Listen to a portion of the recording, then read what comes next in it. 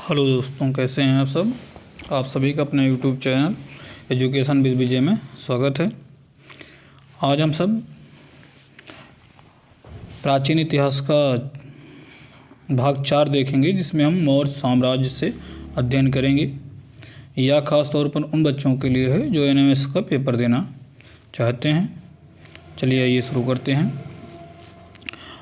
Topic है मौर्य साम्राज्य। बौद्ध स्रोतों के अनुसार नंद वंश का शासक धनानंद किस वंश का शासक था?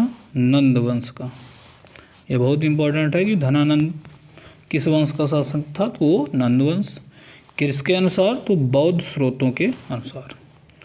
द्वारा अपमानित आचार्य कौटिल्य किसके दरबार में रहते थे? इसका मतलब धनानंद के।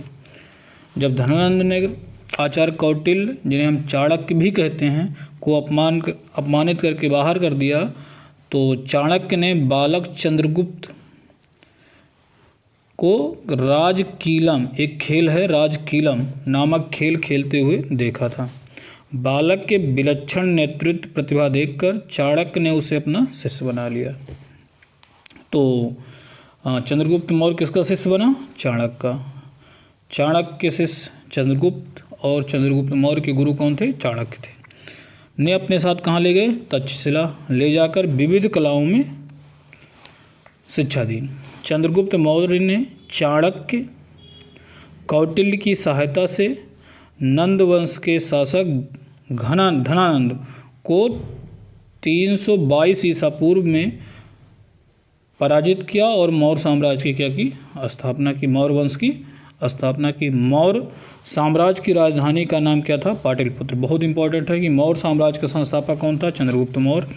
और मौर्य साम्राज्य की राजधानी का नाम बताओ तो कौन सी थी? पाटलिपुत्र। फिर हम देखते हैं यूनानी सेनापति सेलुकस सेनापति था। कहाँ का था? यूनान का। 305 ईसा पूर्व में पश्चिमोत्तर भारत का मतलब होता है आपका जो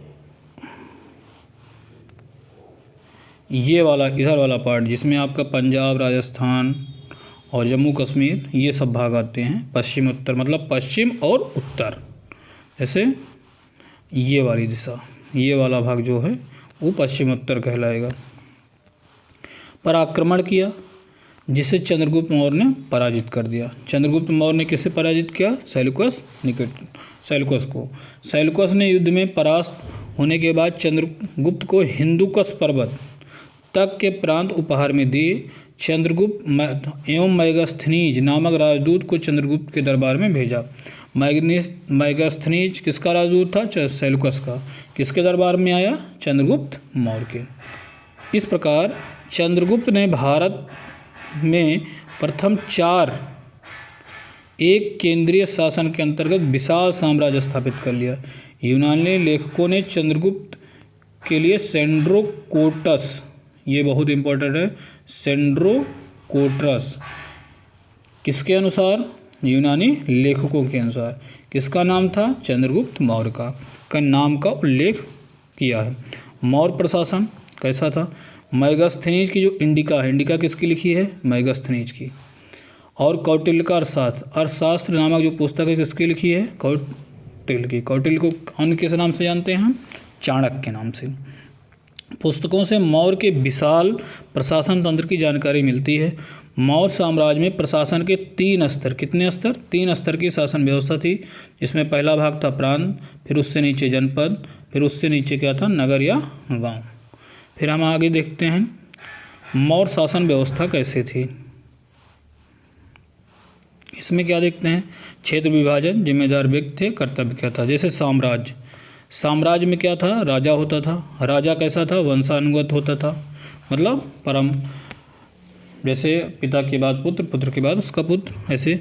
इसका कर्तव्य क्या था? आंतरिक एवं बाह्य आक्रमण से बचाव। और राजा को सलाह देने के लिए क्या होती थी? एक मंत्री परिषद होती थी, जो क्या करती थी? राजा को सलाह देती थी। फिर उसके बाद आता था प्रांत। जो साम्राज्य था वो कई छोटे छोटे भागों में बटा था, जिसको क्या कहते थे? प्रांत का मुखिया कौन होता था? राजपाल क्या क्या कार्य था, कर्तव्य था? प्रांतीय शासन व्यवस्था देखना है, मतलब जो काम साम्राज्य में राजा देखता था वही काम प्रांत में राज्यपाल देखता था। न्याय देना, विकास के काम दिखाई देना, सिंचाई, सड़क, व्यापार आदि के कार्य देखता था। फिर उसके नीचे क्या बने थे? जनपद। जनपद में नगर और गांव। नगर का प्रशासन हेतु 6 परिषद होती थी, प्रत्येक परिषद में 5-5 लोग होते थे, मतलब 6 परिषद होगी और सब में क्या होते हैं, एक में 5-5 लोग रहते थे। तो इस प्रकार 6 पंचे 30 लोग रहते थे। जनपद का मुखिया क्या होता था? स्थानिक। और गांव का मुखिया क्या होता था? ग्रामिक। गांव का मुखिया, गांव के मुखिया को क्या कहते थे मौर्य काल में? ग्रामिक। स्थानिक का क्या काम? स्थानीय शासन। वह गांव की समस्याओं को ग्रामिक द्वारा ग्राम सभा की सहायता से हल किया जाता था। फिर आगे देखते हैं हम। साम्राज्य में प्रशासन के लिए नगर में 6 परिषदें थे, प्रत्येक परिषद में कुल 5 आयुक्त थे। प्रशासन की सबसे छोटी इकाई क्या थी? गांव थी। पूछा जाता है कि मौर्य साम्राज्य में प्रशासन की सबसे छोटी इकाई कौन थी? गांव थी। और मौर्य शासन व्यवस्था में राजा का पद कैसा था? वंशानुगत था, अभी हमने चार्ट में देखा। जिले का प्रशासनिक अधिकारी स्थानिक होता था। ग्राम समूहों के प्रधान को क्या कहते थे? गांव, गोप। जैसे आजकल कई गांव मिलकर एक ग्राम सभा, जैसे कहीं अगर किसी गांव में प्रधान है तो कई मौजा होता था, छोटे छोटे मौजे, उनको मिलाकर एक क्या ग्राम सभा बनाई जाती थी और उसका जो मुखिया होता था उसको क्या कहते थे? गोप कहते थे। कर्मचारियों को वेतन राजकोष से दिया जाता था। पूरे साम्राज्य की सूचना राजा को गुप्तचर देते थे।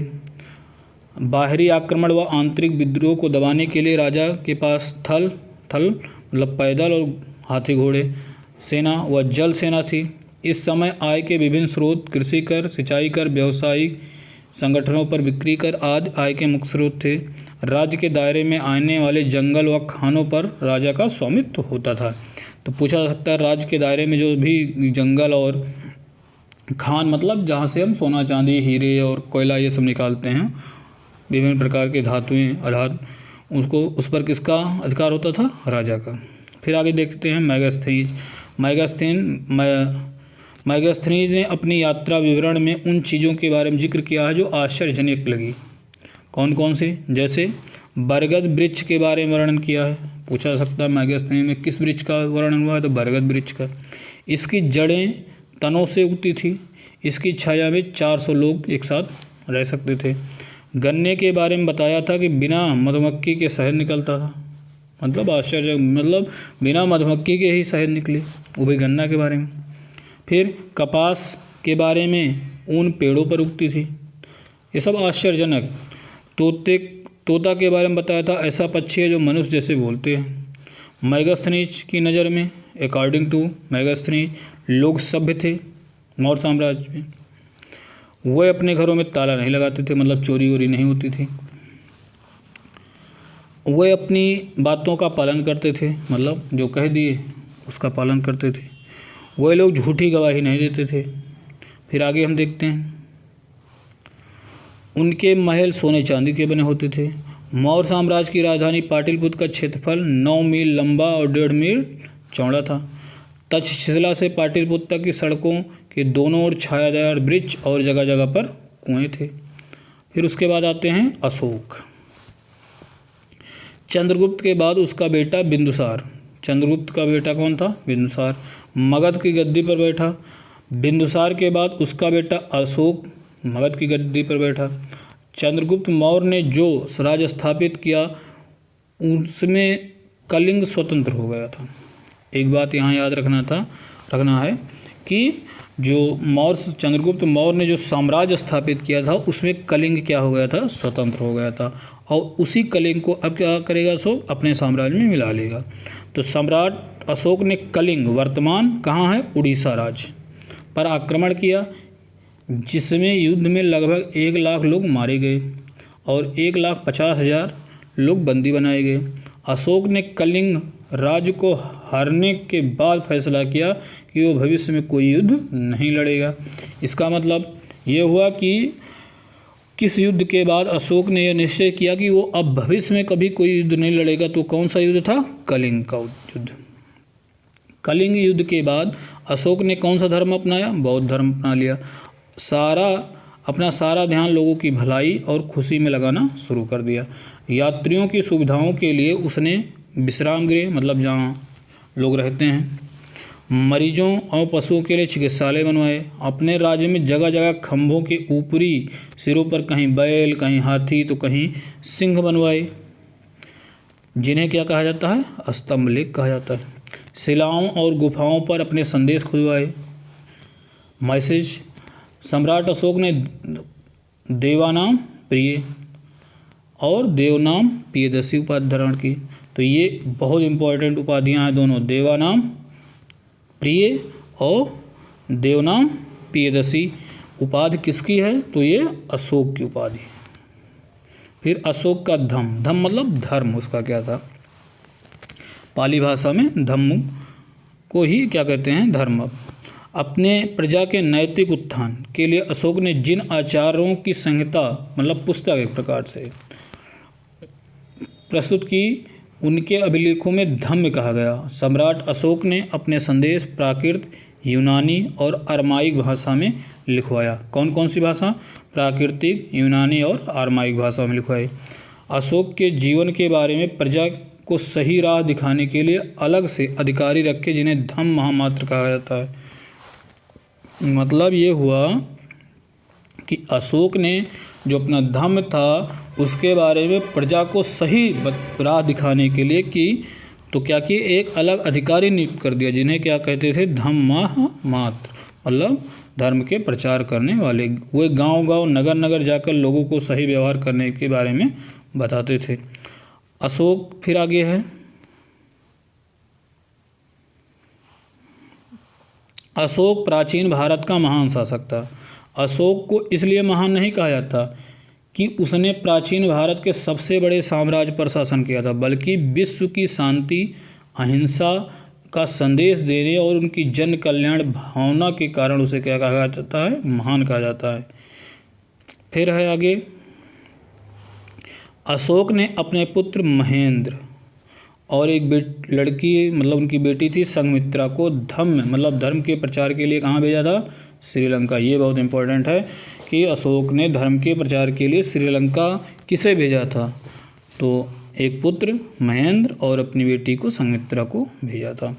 अशोक ने बौद्ध धर्म के सिद्धांतों को एक रूपता लाने के लिए तीसरी बौद्ध संगीति, जो कि कहाँ आयोजित हुई? पाटलिपुत्र में आयोजित की।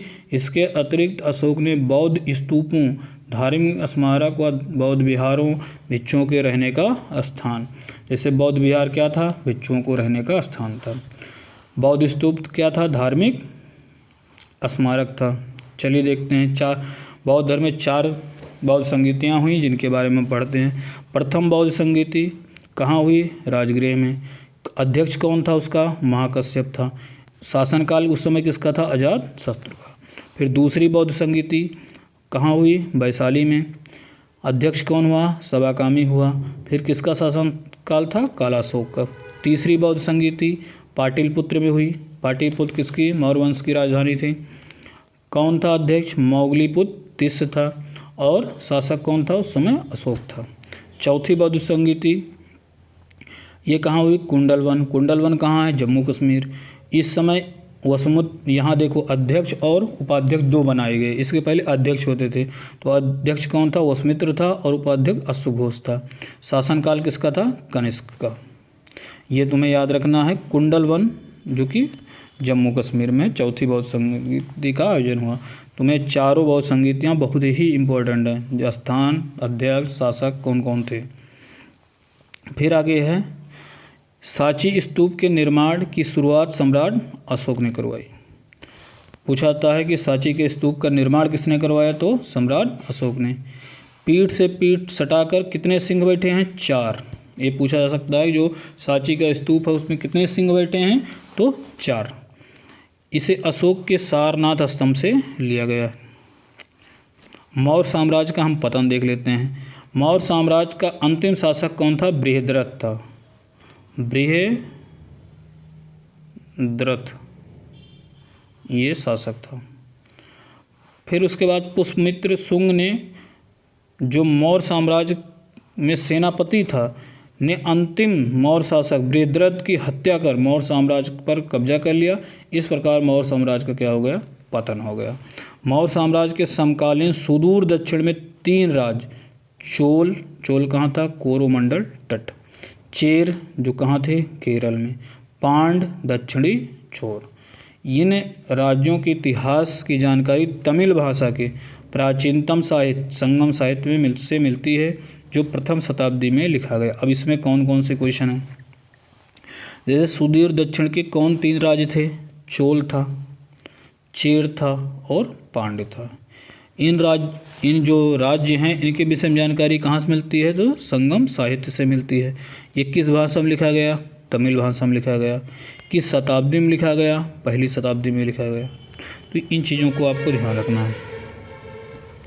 मौर्य काल में भारत की स्थिति एवं विदेशियों से संपर्क। मौर्यों के बाद लगभग 200 ईसा पूर्व से जो काल प्रारंभ होता है उसमें अधिकतर छोटे राज्य हुए। पूर्वी भारत, मध्य भारत, दक्षिण भारत में मौर्यों के स्थान पर कई स्थानीय शासक सत्ता में आए, जैसे शुंग, कर्ण और सातवाहन। इसमें सातवाहन सबसे अधिक प्रसिद्ध हुआ, जिन्हें हम आंध्र सातवाहन भी कहते हैं। फिर शुंग वंश। मौर्य वंश के पतन के बाद मध्य भारत की सत्ता शुंग वंश के हाथों में आ गई। शुंग उज्जैन प्रदेश के निवासी थे। कहाँ के निवासी थे, उज्जैन प्रदेश के निवासी थे। अब शुंग वंश का संस्थापक कौन था, तो पुष्यमित्र शुंग था, और जो अंतिम मौर्य शासक बृहद्रथ की क्या किएगा, सेनापति था। फिर उसके बाद कर्ण वंश में क्या देखते हैं, अंतिम शुंग शासक देवभूत। अब अंतिम शुंग शासक कौन था, देवभूति था। उसकी हत्या किसने की, वासुदेव ने। और जब हत्या की तो 75 ईसा पूर्व में क्या किया, कर्ण वंश की नींव रख दी, मतलब स्थापना कर दी। इसमें केवल 4 शासक हुए, वासुदेव, भूमिमित्र, नारायण और सुशर्मन। अंतिम शासक सुशर्मन की हत्या 30 ईसा पूर्व सिमुग द्वारा कर दी गई। किसके द्वारा की गई, सिमुग द्वारा कर दी गई। फिर उसके बाद हम देखते हैं सातवाहन वंश। ये लगभग कितना, 30 ईसा पूर्व से 203 ईस्वी तक था। इस वंश का संस्थापक सिमुग था, और किसकी हत्या इसने किया था, सुशर्मन की। इसके शासकों ने अभिलेखों एवं सिक्कों में अपने नाम के साथ साथ अपनी माता का नाम भी अंकित करवाया। यहाँ से एक प्रश्न बनता है कि सातवाहन वंश की संस्थापक कौन था, तो सिमुग था। इसकी विशेषता क्या है, जो भी अभिलेख और सिक्के बनवाए गए थे उसमें क्या हुआ था कि सिक्कों में अपना नाम तो लिखाया ही था, अब साथ ही साथ अपनी माता का नाम भी लिखाया था। तो कौन सा ऐसा वंश था जिसके सिक्कों में माता का नाम भी मिलता है और जो राजा था मतलब शासक था उसका भी नाम मिलता है, तो कौन सा वंश है, वह है सातवाहन वंश। फिर इस वंश के शासक वैदिक धर्म के अनुयायी थे। कौन से धर्म के, वैदिक धर्म के। इस समय पत्थर की ठोस चट्टानों को काटकर चैत्यों और विहारों का निर्माण हुआ, जिसमें कार्ले का चैत्य मंडप प्रसिद्ध है। कार्ले का चैत्य कब बना, सातवाहन वंश में।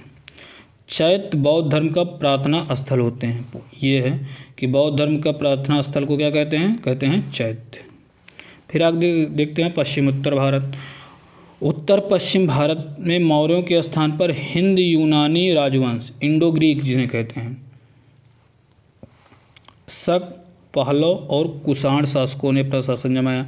सबसे पहले हिंद यूनानी शासक मिनांडर हुआ, वह मिलिंद के नाम से जाना जाता है। उसकी राजधानी पंजाब में साकल, आधुनिक जिसे सियालकोट कहते हैं। सबसे पहले हिंद यूनानी शासकों ने भारत में सोने के सिक्के जारी किए थे। ये बहुत इम्पोर्टेंट है कि भारत में सोने के सिक्के सबसे पहले किसने जारी किए थे, तो हिंद यूनानी शासकों ने। फिर आगे देखते हैं हम हिंद यूनानी शासकों के बाद भारत में शक आए। शक शासकों ने रुद्रदामन प्रथम सबसे प्रसिद्ध शासक था। अब रुद्रदामन शासक प्रथम किस वंश, कैसा शासक था, तो शक वंश का था। शासकों के बाद पहलव पारथियाई कहाँ से आए थे, ईरान से आए थे। वे शकों की तरह भारतीय राजतंत्र और समाज के अभिन्न अंग, मतलब इसमें से ना कटने वाले। पहलव के बाद कुषाण शासक आए भारत। कुषाण शासकों ने कनिष्क सबसे प्रसिद्ध शासक हुआ। कनिष्क कुषाण वंश का शासक था। वह इतिहास में 2 कारणों से प्रसिद्ध है। पहला 78 ईस्वी में शक संवत चलाया। शक संवत कब से शुरू होता है? 1878 ईस्वी से, जिसे भारत सरकार द्वारा प्रयोग में लाया जाता है। जो भारत सरकार द्वारा आज भी शक संवत प्रयोग में लाया जाता है, वो कब से प्रारंभ हुआ? 78 ईस्वी से।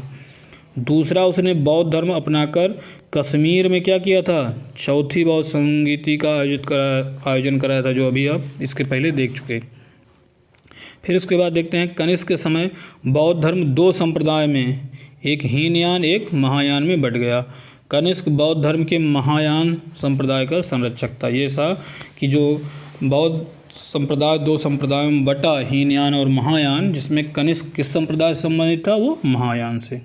फिर आगे हम देखते हैं, सबसे पहले भारत में सोने का सिक्का कुषाण शासक भीम कैडफिसस ने जारी किया। ये इम्पोर्टेंट है कि भारत में सबसे पहले सोने का जो सिक्का था वो किसने जारी किया? वो भीम कैडफिसस ने जारी किया। फिर आगे देखते हैं पारंपरिक आदान प्रदान।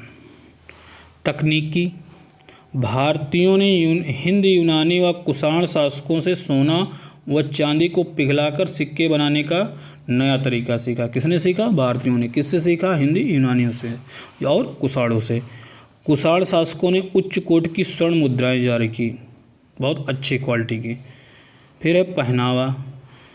शक व कुषाण शासक पगड़ी, कुर्ती, पैजामा, लंबे जूते व भारी कोट, जिसे हम शेरवानी कहते हैं, के प्रचलन को लाए।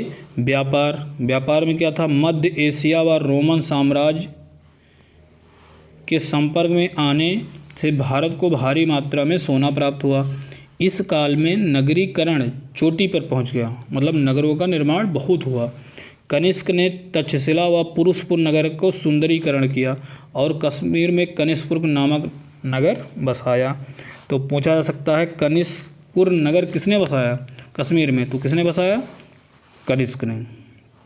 फिर आगे देखते हैं, कुषाणों ने चीन से मध्य एशिया होते हुए रोमन साम्राज्य को जाने वाले प्रख्यात रेशम मार्ग पर नियंत्रण कर लिया। किसने किया? कुषाणों ने, जिससे भारतीय व्यापार के लिए नए अवसर मिले और भारतीय व्यापार में वृद्धि हुई।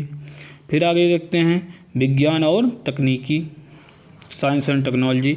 हिंद यूनानी शासकों के संपर्क से खगोल और ज्योतिष शास्त्र में प्रगति हुई। भारतीयों ने सप्ताह के हर दिन को सूर्य, चंद्रमा व अन्य ग्रहों के नाम से पुकारना, जैसे रवि, सोम, मंगल, शनि, हिंद यूनानी शासकों ने से सीखा। किसने सीखा? हिंद यूनानी शासकों। कनिष्क शासक के समय चरक नामक चिकित्सक हुए। अब पूछा जा सकता है कि चरक कौन थे? चरक एक चिकित्सक था, जो किसके शासन काल में था? कनिष्क के। उन्होंने चरक संहिता लिखी। इसमें 600 से ज़्यादा औषधियों के बारे में, दवाइयों के बारे में। यह एक संहिता निर्देश देती है चिकित्सक को अपने मरीज से विश्वासघात नहीं करना चाहिए। फिर आगे देखते हैं मूर्तिकला। मूर्तिकला कुषाण काल की कला के 2 प्रमुख केंद्र मथुरा और गांधार थे। माना जाता है बुद्ध की जो प्रतिमा की कल्पना एवं निर्माण सर्वप्रथम गांधार शैली के मूर्तिकारों द्वारा की गई।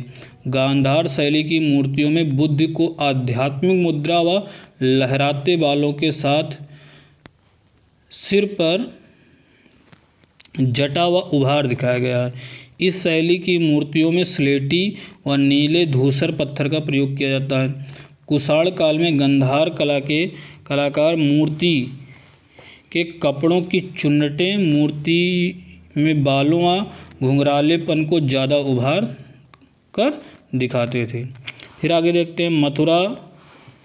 मूर्त शैली के मूर्तिकारों द्वारा निर्मित बुद्ध की पद्मासन में बैठी मूर्ति प्राप्त हुई है। मथुरा शैली में पद्मासन में बैठी मूर्ति कहाँ, मतलब किस शैली की है? तो मथुरा मूर्ति कला की है। सिर के पीछे प्रभा मंडल, जैसे देखते होंगे भगवान का जो फोटो होगा उसके पीछे क्या एक आभा मंडल की तरह दिखाया जाता है, जैसे सूर्य उदय हो रहा है, मतलब सूर्य निकल रहा है। चेहरे पर प्रसन्नता का भाव है। ये मूर्तियाँ लाल बलुआ पत्थर से बनाई गई थी। राज्य व्यवस्था कैसी थी? भारतीयों ने राजा में देवत्व की भावना की प्रणाली शक एवं कुषाण शासकों से प्राप्त की। महाराजाधिराज एवं सहानुशाही की अवधारणा कुषाण शासकों की देन है।